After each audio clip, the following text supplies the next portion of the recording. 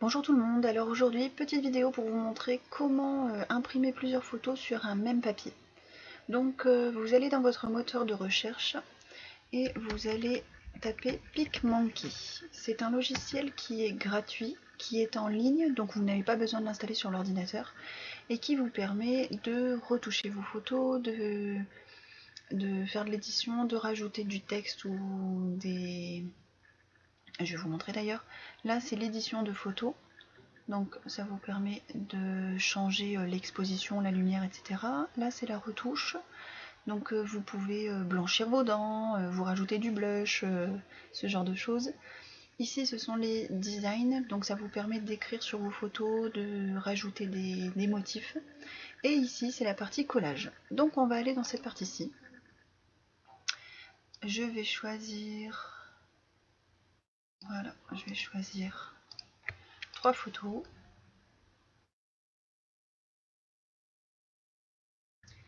Et voilà, donc vous voyez mes photos s'affichent ici sur la gauche.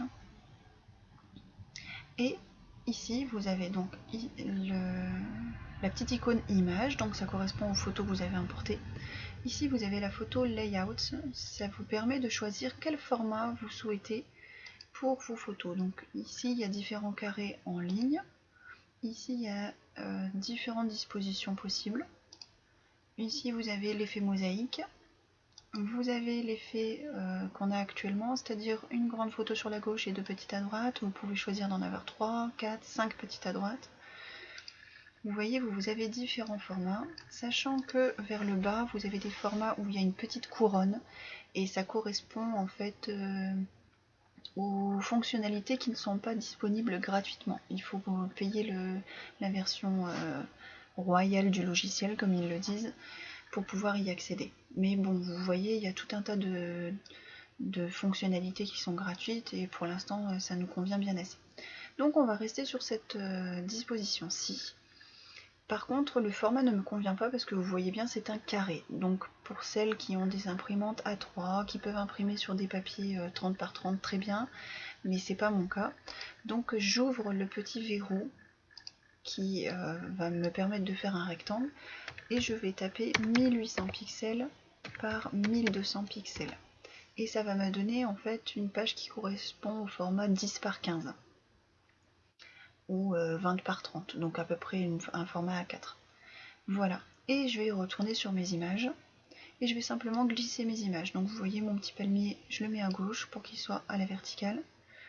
Je mets mon petit hortensia ici et je mets mon petit bougainvillier là. Si par exemple vous ne souhaitez pas avoir 2 photos à droite, que vous souhaitez avoir simplement 2 photos verticales l'une à côté de l'autre, il vous suffit simplement de cliquer sur la petite croix et voilà, ça retire le cadre et ça vous laisse une seule photo. Bon, moi c'est pas ce que je veux faire actuellement, donc je vais retourner sur le format initial. Je rajoute mon petit bougainvillier.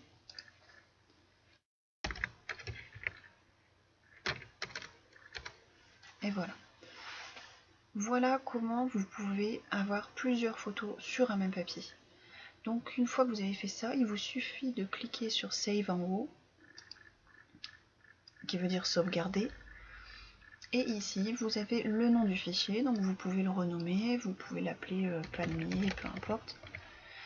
Vous pouvez choisir de le sauvegarder en JPEG ou en PNG.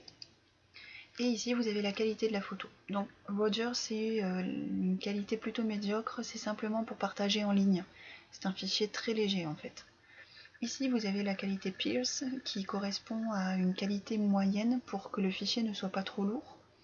Et ensuite, vous avez la qualité Sean qui est la meilleure qualité possible pour ce type de fichier, sachant que le fichier généré va être beaucoup plus lourd. Vous voyez 1,8 mégabits contre 700 et quelques kilobits si je ne me trompe pas. Voilà, ensuite il vous suffit de cliquer sur Save to my computer et ça va vous le sauvegarder sur votre ordinateur. Voilà, c'est aussi simple que ça. Voilà, Save, et puis ça vous montre où est-ce que vous voulez le sauvegarder. Vous pouvez également par la suite éditer vos photos, c'est-à-dire rajouter des effets dessus. Sachant que ici j'ai 3 photos de végétaux avec des couleurs plutôt vives, donc je peux me permettre de faire les 3 d'un coup. Sinon je préfère vraiment faire de la retouche photo individuelle avant le collage, comme ça me permet d'avoir mes photos qui soient correctement retouchées. Donc j'appuie sur Edit là-bas en haut et je fais Open in Editor, ça veut dire ouvrir dans la fonction d'édition. Et là, vous avez la fonction rogner, la fonction des différents effets, la fonction de retouche, la fonction pour ajouter du texte, la fonction pour ajouter des motifs. Il y a de tout, il y a des petits cœurs, il y a des étoiles, il y a tout ce que vous voulez. Vous voyez ? Sachant que, encore une fois, tout ce qui a une couronne n'est pas accessible. Vous pouvez rajouter différents cadres. Vous pouvez rajouter des textures sur vos photos. Et ici, ce sont des brushes en fait, c'est-à-dire des cadres sur vos photos, des styles bien particuliers. Vous voyez ici on va être dans le style Saint-Valentin, donc il nous montre tout ce qu'on peut rajouter de Saint-Valentin. Donc on va aller sur les effets.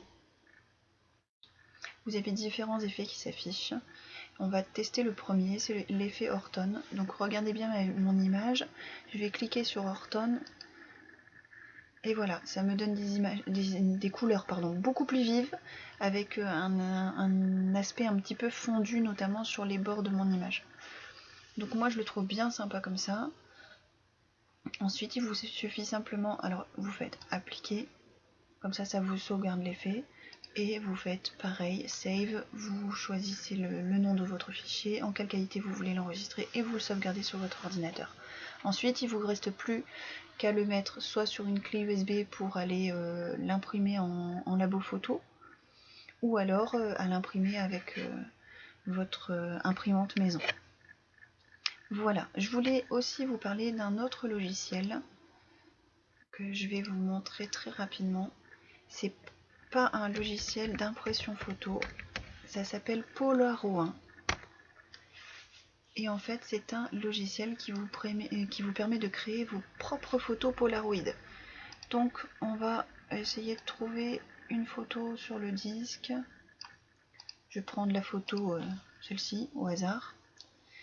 Vous sélectionnez avec le cadran quelle partie de votre photo vous voulez prendre, sachant que ce sera forcément un carré, vu que les photos Polaroid ont la partie imprimée qui est carrée.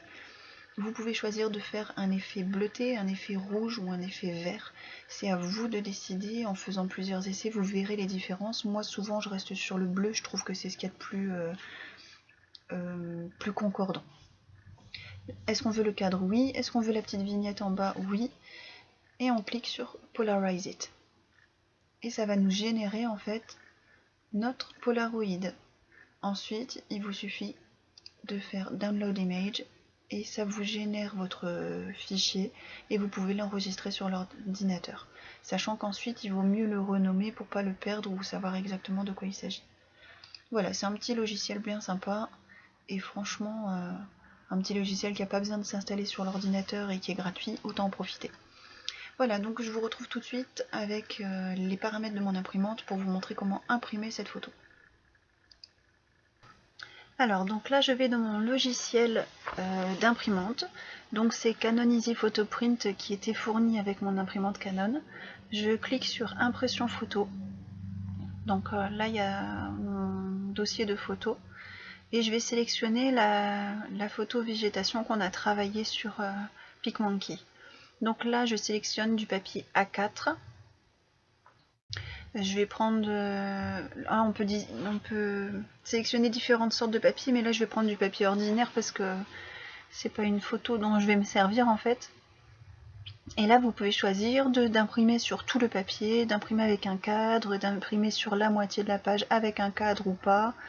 Vous voyez, il y a plein de fonctionnalités différentes. Après, c'est vraiment propre à votre logiciel d'impression. Donc là, je vais cliquer sur imprimer.